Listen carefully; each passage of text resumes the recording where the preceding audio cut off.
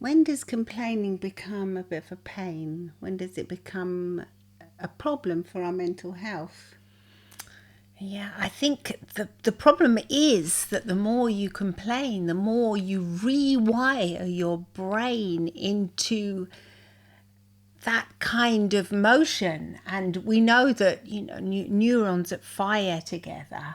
They wire together. They wire together. So the more you complain, the more you get better at complaining.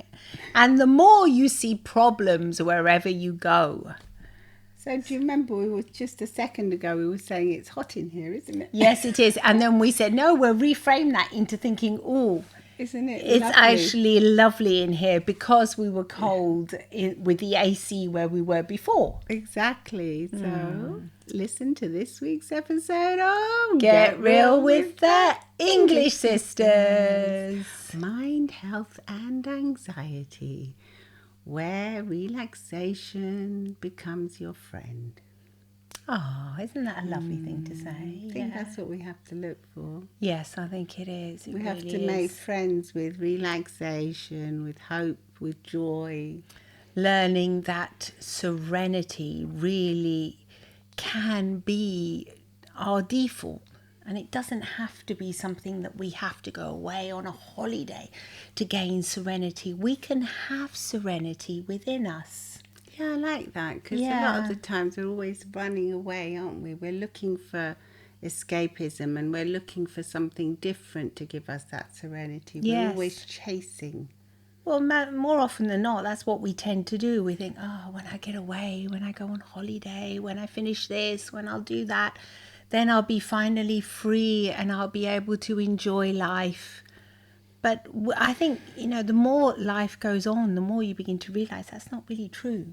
No. And you can have serenity here and now. Yeah, well, you can have serenity with a massive to-do list, can't you? Yes, you can. When you're very busy, you can still find those moments of joy, happiness and serenity, because the truth is, like what you were saying, as life goes on, you realize that life is never going to be perfect. It's never going. You're never going to have 100% of everything that you really want. No, there's always going to be something that's like niggling away at you or bothering you if you allow it to. You have to kind of learn to appreciate that space in between those moments, the space in between the things you're doing.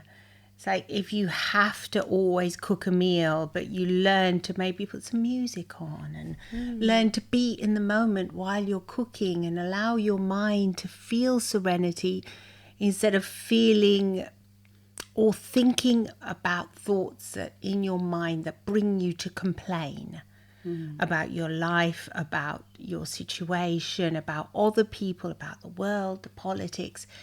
That's what is not going to be helpful for you in the long run, is it? Well, it isn't. And I think there is a culture now of complaining. Yeah. Where so many of us do tend to default into complaining and moaning about things.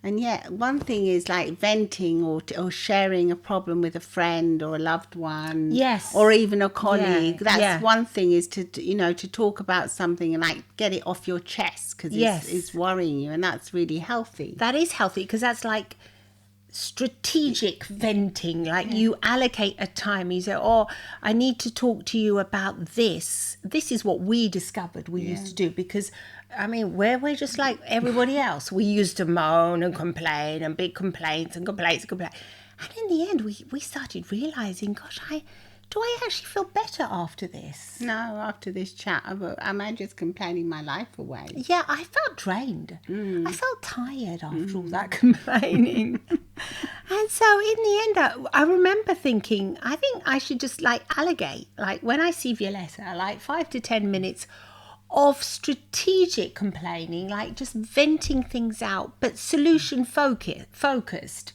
because I would complain and then say, well, can you help me find a solution? What kind of action can I take to relieve these symptoms? Yeah, and a lot of the time there was no action. But you A just lot got of the it time off your there chest. was action, though, because you would give me strategic advice and tips on how to help with my family issues, my husband, work-related issues. You would actually really help me. I would, but a lot of the times it is just a question of getting something off your chest. And then maybe sometimes I would say, well, maybe you shouldn't talk as much, or something that seems like a silly thing. Yeah. Maybe you should, when someone's telling you something, instead of immediately reacting to it, you should just take a step back and not chat, not talk about it. Yeah. Sometimes it's just something so easy, you wouldn't even think it was like anything. It was just like...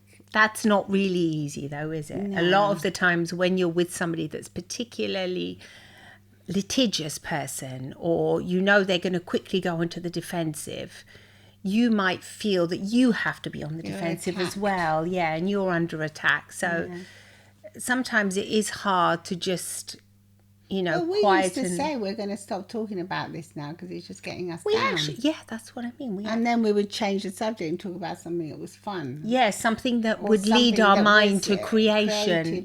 Creative or productive. Because it is really quite easy to get out of the complaining if you become more creative. That's a good one. You can, because the two C's, but instead of complaining, you can become creative.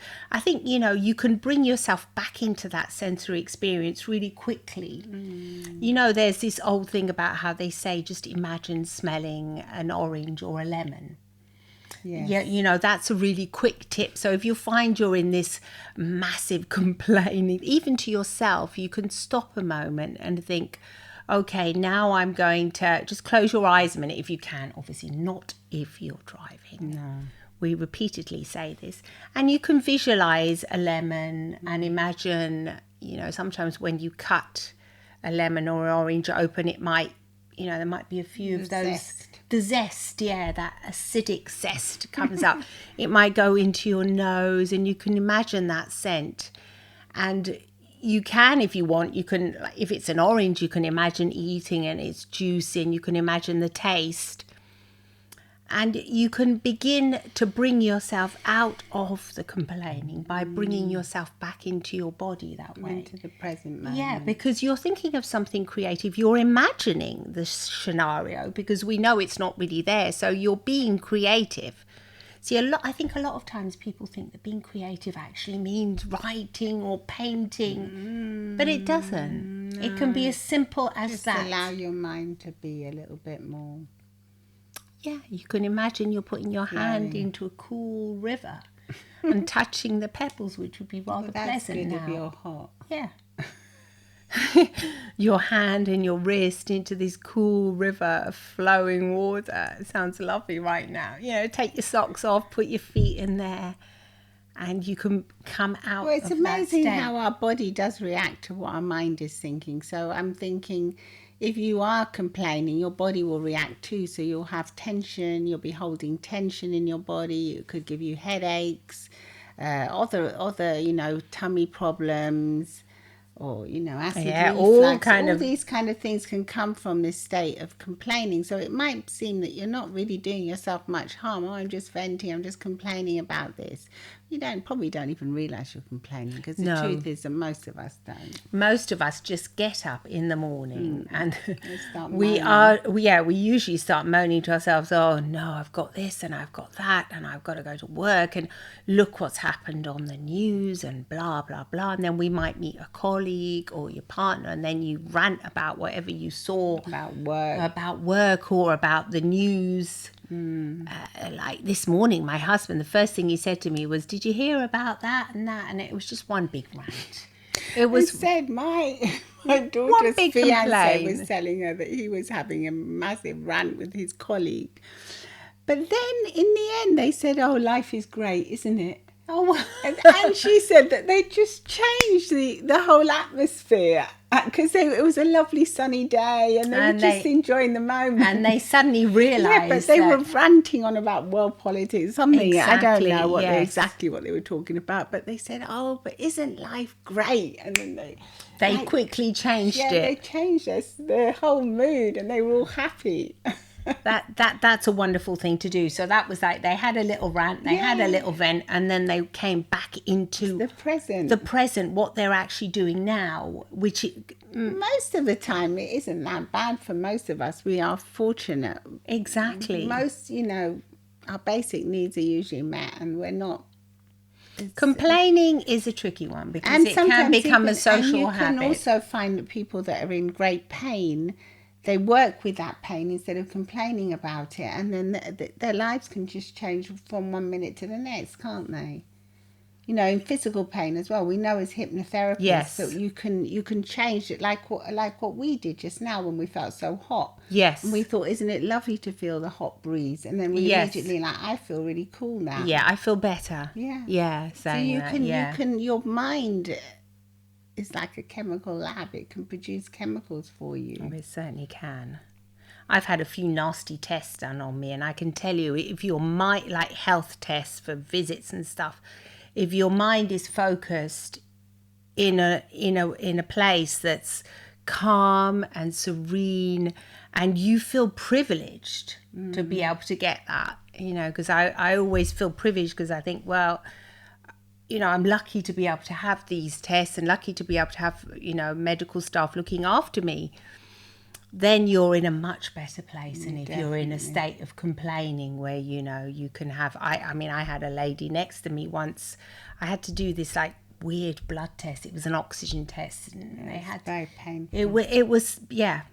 Well, luckily you hypnotised me before I went in. So you didn't feel anything. I know. I felt like minor burning or something like that because I had my eyes closed the whole time.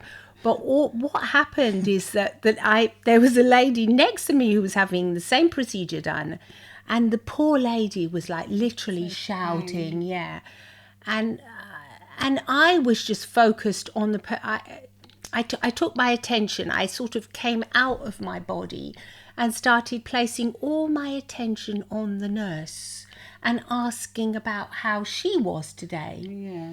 And, I remember at one point she said, "Look, darling, this is about you." And but it was helping me to ask about her. And she told me all her stuff about her 2 kids while she was doing the procedure.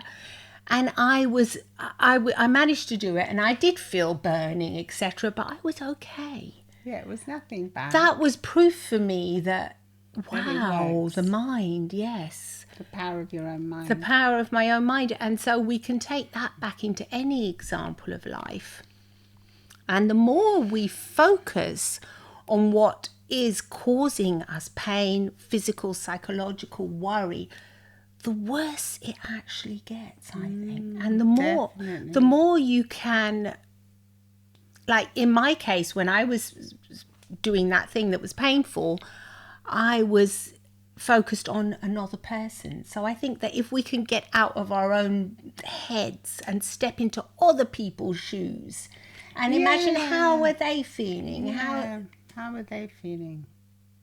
Well, exactly. It's true. Yeah. I'm going on a bit of a rant. Easy. No, it's not easy for them either because they know they have to do this really painful procedure. I remember feeling empathy for her because she was going, "Oh, I'm so sorry, darling." She was so sweet. "I'm so sorry, darling. This is going to be painful." And I thought, don't tell me that. But, she was sort of... It's going to be over in a second. She was preparing me. "Oh, I'm so sorry, blah, blah, blah." And I was going, "That's okay. Don't worry about it," and thinking, I looked at her and I thought, obviously you'd put me into kind of like a trance-like state because you were very relaxing. Just the other day I was thinking about that procedure and I was thinking, gosh. Now you came out of it saying it was fine. I came out of it. It was hilarious because I actually came out of it. Oh, that was it. That's what happened. When I came out, I was still oh, la, da, da. And then about 20 minutes later, I thought, ouch, my arm is killing me. Do you remember. I thought, ow, like what on earth? Like my body was saying something's happened to my arm, because I'd had this. It's like I can't remember what it is. It's a special blood test that you do to see the oxygen levels, and I can't remember what it's called. But anyway, it definitely wasn't a pleasant thing. No. It wasn't a regular test. But anyway. That's a bit of a rant, but the reason why I'm saying you're saying it is because when you focus on the negative, or you focus on complaining, or you focus on the pain, you can feel it more. Well, that's why sometimes if you're in pain, you put the film on and you're watching your favourite film or series and you suddenly think, oh, for a moment I'm okay. Yeah, and then when you go to bed and you close your eyes and you might suddenly start focusing because you don't have external stimuli, it always feels worse. It does. Sometimes. If you not always, but a lot of the times. Sometimes you manage to take something and you feel better. Or just the pain just eases naturally. Yes, doesn't always get worse. No, but you can tend to focus on certain. You focus more. Unless you're calm. You're calm, you don't. No. If you bring that kind of serenity, if you bring any anxiety or nerves or tension into your body, you're going to feel more anxious. No, but you'll feel more of everything. You'll be in that fight or flight mode where you'll be highly, you'll be watching for signals and for things, and you'll feel more pain and more and everything. You'll focus more on the negative, won't you? Because we said once, if you think you've never seen a red and blue car in your life, or on the road, then all of a sudden you're going to start noticing red and blue cars everywhere, aren't you? Yeah. Well, it's like when I got that yellow car, which was so weird. And I thought, this is the only yellow car that has my husband said, here, this is a lovely yellow car. I thought, mamma mia, what terrible colour. This is bright yellow. Like literally everybody's going to know my every movement, I thought, because I'm the only one in these small villages with these bright yellow car. And he was laughing, thinking, that way I know exactly where you're going. Everyone say, hey, I saw your wife pass by. But yet, when I actually started driving it, we started noticing yellow cars everywhere. That just goes to show how much the brain deletes. And how it focuses on what it wants, what you're focusing on. Exactly. And how when you don't focus on it, you just don't see or feel it. You delete it, don't you? It's not there in your vision of range. So if your brain can do that, why not choose to manipulate it in a way that we can use it to our own advantage, if you like? The word manipulate, we're talking about doing things for our own good. So, there's we can use it to our advantage, can't we? We can. So let us know if you like complaining and if you like a good rant, and if you think it's time to stop and maybe just limit it to a few minutes a day and focus on the positive and the beauty around you and the joy, the small joys of life. We can promise you will certainly feel a lot calmer and happier, and you'll have more people that will want to be around you. Definitely. Because nobody likes a complainer. Not if you're always, if you're sort of like well known for this. The truth is people don't really want to be around you, So if you're becoming aware that you might be one of these complaining, you can have a little laugh about it and then think, okay, for today with my partner, with my friends, I will complain, but I will limit it to like 10 to 15 minutes. Maybe complain and then find 2 nice things to say afterwards. Well, that's a good thing, yes. You complain and then find 2 things that you're really grateful for, 2 lovely things that occurred. Exactly, yes. Because and we know, don't we, that gratitude is the key to happiness. So much so. It really, really is. So come and visit us on YouTube too, where you can see the whole video, and please do come and say hi. You can message us on your podcast app and just come and say hi to us, the English sisters, Jutka and Violetta Zugo. See you then. See you then. Bye-bye.